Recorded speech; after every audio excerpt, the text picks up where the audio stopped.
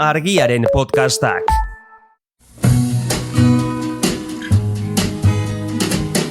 Don't know much about history.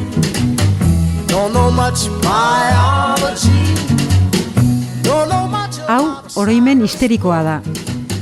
Historia diren istorioek txoratzen gaituztenon podcasta. But I do know that I love you. And I know that if you love me too, what a wonderful world this would be. Don't know much about you. Gaurkoan oso aktuala, kotasun biztiko gai bati buruz hitzein nahi dugu. Munduko pertsonen, esatera usartuko naiz gehiengoari, egunero, goizero, gorputzaren motorra pizteko zenbesteko zagaia danari buruz hitzengo dugu. Aitortu gabeko drogarik ezagunena, kafea zitzengo dugu, baina saio honetan dugun, edo sarri mintzagai dugun talde jakin batekin duen harremanaz. Bai. Kafea eta monarkia. Hori da. Gainera herrima. Hori da. Bai, eta zergatik hori, historian zehar, Europako hainbat errege kafea debekatzen ahalegindu delako. Eta, hori, debeku saiakera horren historia, kontatuko dugu, milakaera. Eta hasiko gara, jakina lehen debekutik, eta izan zen kafearen inguruko edo lehen debekua, edo besanda lehen debeku saiakera 1675 urtean izan zen, eta izan zen Carlos Bigarna Ingalaterrakoak egin zuen debeku saiakera hori. Erregeak kafetegiak ixteko legea promulgatu zuen, baina esan behar da, ez zela sekula indarrean jarri. Eta kontua da, Ingalaterrako erregea etzela kezkatzen, etzela beldur, ez kafeak osasunean izan zitekeen, ondorioez, edo bere kezka nagusia zen kafetegitako tertulia politikoek bere gobernuaren egonkortasuna, kaltetu zezaketela, edo horren beldur zen bera bai.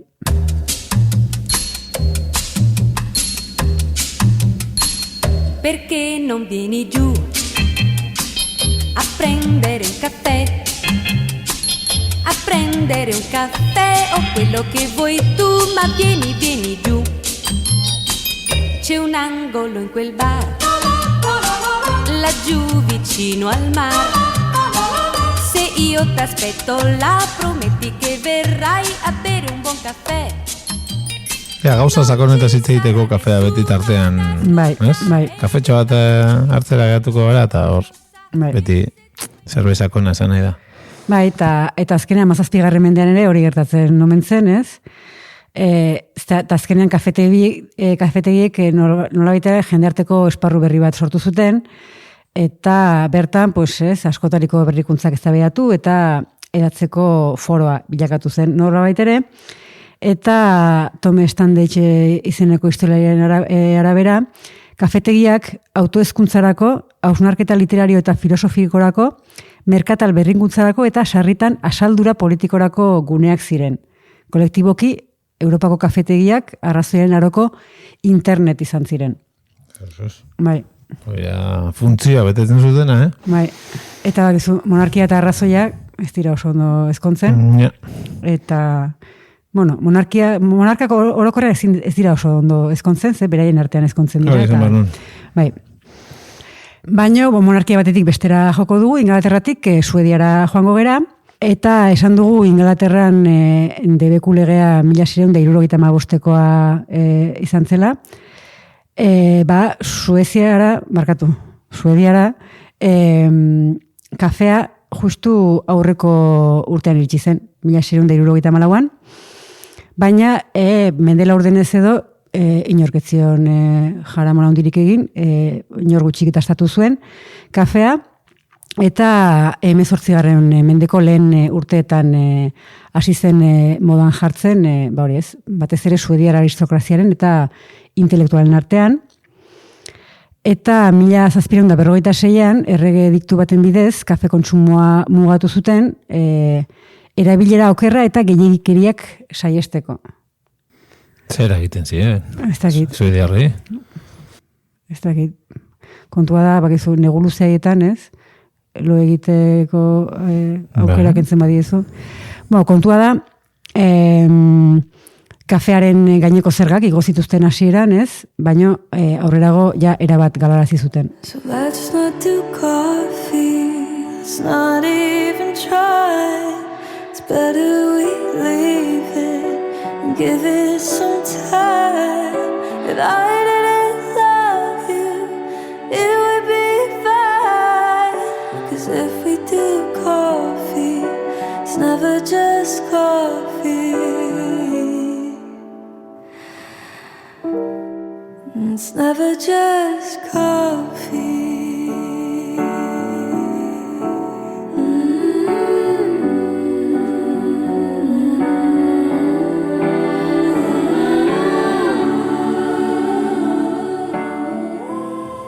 Ba, zitzaiola gustatu.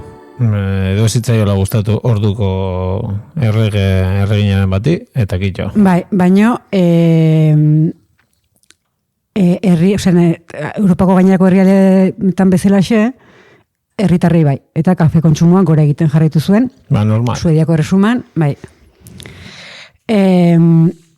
Eta Suediako gortean berriz, sustantzia kafea zen kezka, ez? Esan dugu, Inglaterran kafetegitako giroa zela kezkatzen zudena, baina 1771an Gustavo Hirugarrenak agintea lortu zuenetik, benetan kafea kaltegarria, osasunentzako kaltegarria zela frogatu dira izan zuten.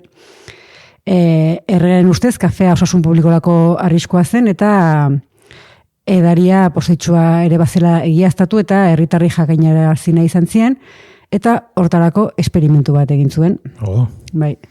Bere burua erabili zuen akuri moduan? Ez.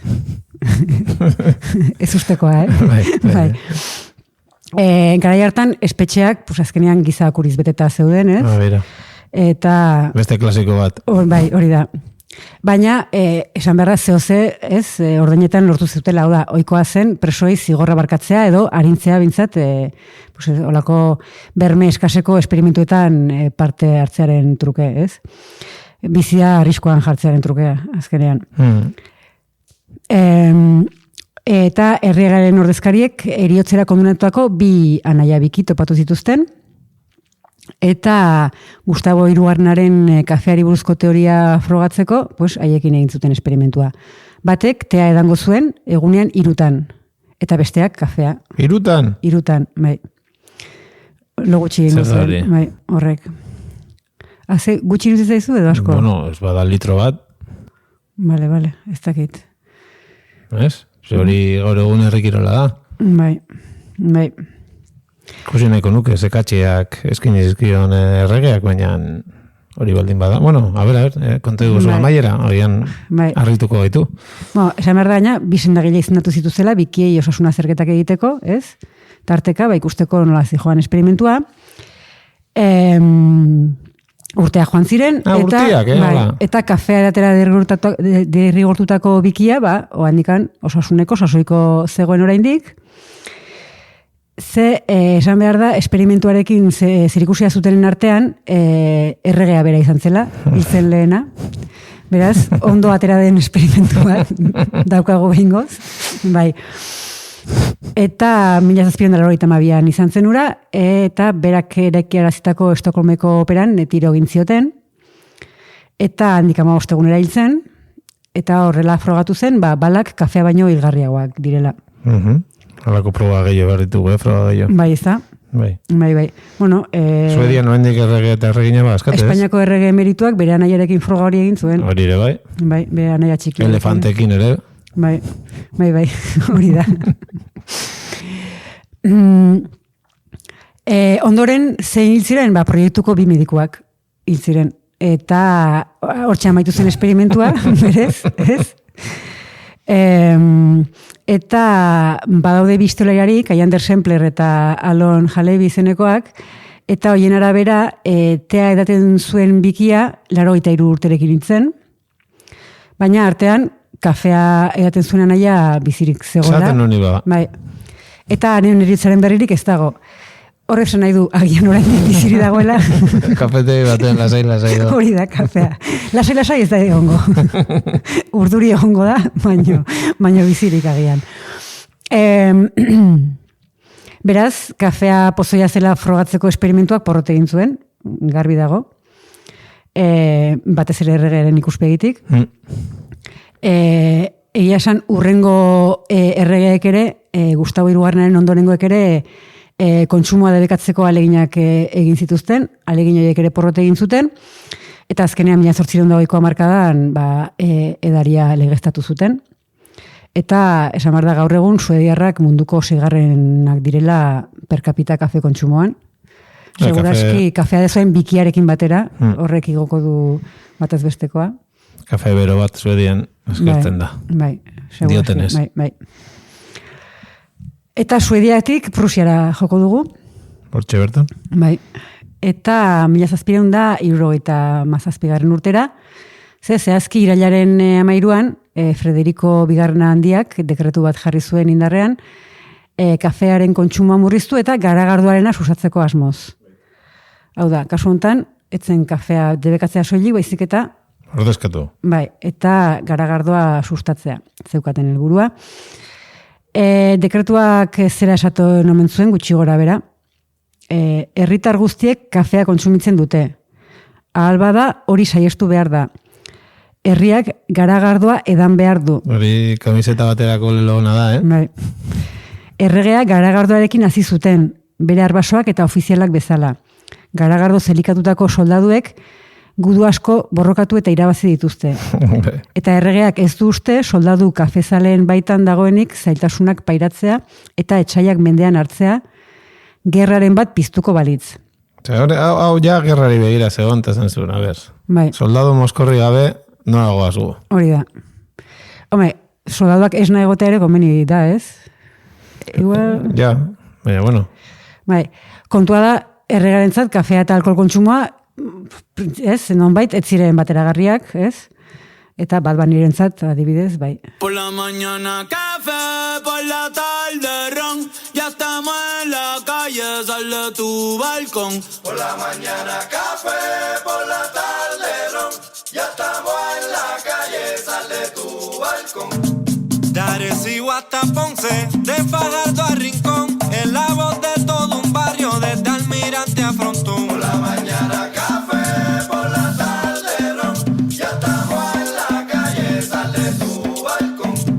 Que lo bailen en Lloren, que lo bailen en Canales, hoy vais pa' la carretera con tus amigas normales. No, aipatu dugu dekretua gutxi gora bera esatezuna, esan dugu gutxi gora bera, hori esaten omen zuela, ze dekretua ez da gorde, beraz dekretuaren itzeatzeak ez dakizkigu, baina Frederico handiak hainbat gutunetan idatzitakoa bilduta, ondorio izatu dute gutxi gora bera, historiariek aginduak zer eduki zuen, eta gutun horietan erregeak bine eta berriro goraipatu zituen, nola ez, garagardoaren propietateak, ez? Eta bere esperientzia propioa hartzen zuen, ez, argudio hotzat. Hortxe gakoa. Hori da, bai. Horrek esperimenturik ez zuen, horrek bere buruarekin egin zuen, garagardo esperimentua. Baina, horre atzean zegoen benetako arrazoia, ez zuen gutun askotan agerian utzi, baina batzuetan bai. Eta gutun batean horrelaxe dio. Iguingarria da, nire menpekoek kontsumitzen duten kafe kantitateak gora nola egiten duen konturatzea. Eta ondorioz gure herritik dirutza nola joaten den ikustea. Garagardoa han bertan egiten zuten. Eta kafia ez. Azkenean neurrian eratzean arrazoi ekonomikoa zegoela utzi zuen agerian horrek, ez? Ze kafea importazioa zen prusiarrentzat, ez? Eta beraz irabaziak atzerrira joaten ziren. Eta horregatik erabaki zuten sustatzea garagarroa, ez? Barne produktua zelako azken finean. Baina kafe kontsuma murriztu eta gainera atzen neurrian atzerriko produktuari etekina ateratzeko bidea ere topatu zuten. Hau da, kafea atzerri diztorren, baina Prusian bertan txigortzen zuten. Eta orduan txigortzearen gaineko zerga bajarri zuten, eta txigortzeari salmenta prezioaren gaineko 150 zerga jarri zioten. Bai. Trumpen muga zergen portzentaje hola antzekoa, ez? Baina barne mailan. Hori da, bai. Eta gainera, lehen gaiak, hau da, kafea, txigortu baino lehen, soilik gobernuaren bitartez lorzitekeen, eta pasara, kafea soilik luxuzko produktu bihurtzeko bidean jarri nahi izan zuten, baina ez zuten lortu. Hori seguru. Bai. Itxura guztia daka. Bai, kafea, kafealeak eta kontrabandoaren bidez sartzen zituzten, eta gobernuaren baimenik ez zeukaten txigorgailu ezkutuetan prozesatzen hasi ziren, ez? Zertatzen da kafearekin oso usain bereizgarria daukala, ez? Beharra. Bai. Esan beharko. Eta horrek, kafe usain horrek, ez, Federico Handiari mesede egin zionola baitere, eta zer egin zuen gobernuak, 100 soldadu eta funtzionario atera zituzen kalera, txigorgailu klandestinoak usaiminaren bidez antzemateko. Hoi tipua. Hau zontzian, hau zikerez, egin berriko kafe usain eura nonda.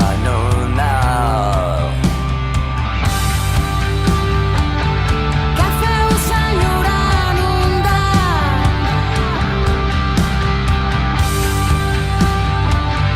Leioak oraindik itzita.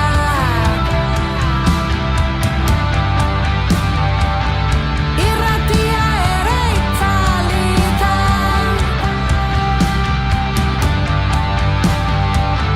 Leioak oraindik itzita. Bueno, errei burutzez eskin, idei maravilloso hietako bat, ez? Kafe usnarien ejertzito bat. Bikaina. Antolatzea, bai. Azperdula izan behar duna gizonak, Bai. Nik uste aspertzen dielako dela, Finean. Zer egin beharra. Hori, zer egin beharra, baina lortu ez errez, hori, usnarien ejertzito horrek ere ez zuen lortu, prusiarren kafe kontsumoa murriztea. Eta alderantziz, ez bakarrik ez zuela lortu murriztea, erregaliaren amaierarako arte haietan edo gora egiten jarraitu zuen, kafe klandestino hark eta erregailtzenean, 1786an, kafeen aurkako dekretuak eta zergak bertan bera utzi zituzten, alperrikakoa zirelako, besteak beste. Eta esan beharra dago, tarte horretan ere, garagardoaren kontsumoak ez zuela behera egin, ez? Eta prusiarrek erakutsi zuten, bi produktua kontsumitzeko prest zeudela, ez? Bat banik bezala, ez? Bat aukeratu eta bestea baztertzeko arrazoirik ez zegoela. Nik ez dakit inoiz lortuko dugun iraultza egitea. Baina, badakit, gizaki alperra delako, baina badakit, drogaren bade bekatzen digutenean, orduan bai piztuko dela zerbait. Orain irakutsi dugunez. Bai. Zu kafea eraten duzu? Bai. Nik aitortu behar dut, eta agian... Errozaizu atzematen oso motivatuta. Ez zein bat ere gustatzen. Ez dizute kafeen usaindu. Usaiak, nostalgia pixka bat ematen dit, ez? Haurtzarokoa, zer nire etxean baino kafe usairik ez dago, ez dudalako hartzen. Eta, horrek ez esan nahi, ez? Falazia bat izango litzateke, oindela podcast batzuk aipatzen genuen falazia bat, noazan, reduktio ad Hitlerum, ez? Oda, Hitler veganoa baldin bada, ez? Vegano izatea ez da ona. Eta honekin, esaten, monarkia kafearen aurka baldin badago, eta niri ezpazait kafea gustatzen horrek esan nahi du... Erregina zela. Kafe zalean ez zela. Ez dakit. Kontua da, nik kaferik ez dut hartzen, baina kafeina kontsumitzaile haundia naizela. Beste non baitetik. Bai. Esan dezagun beste modu estetiko batetik hartzen dudala. Beste modu estetiko eta sionista baten bidez hartzen dudala kafeina. Hemen moztu barko dugu zaila, zeia hasiko gara gure drogen kontsumo zizketan. Hori da. Argiaren podcastak. Podcast hau libre eta doan zabaldezakegu argiaren komunitatea osatzen duten milaka lagunek proiektua diruz babesten dutelako. Zuk ere kazetaritza independentea babestu nahi baduzu, egin Argiako kide.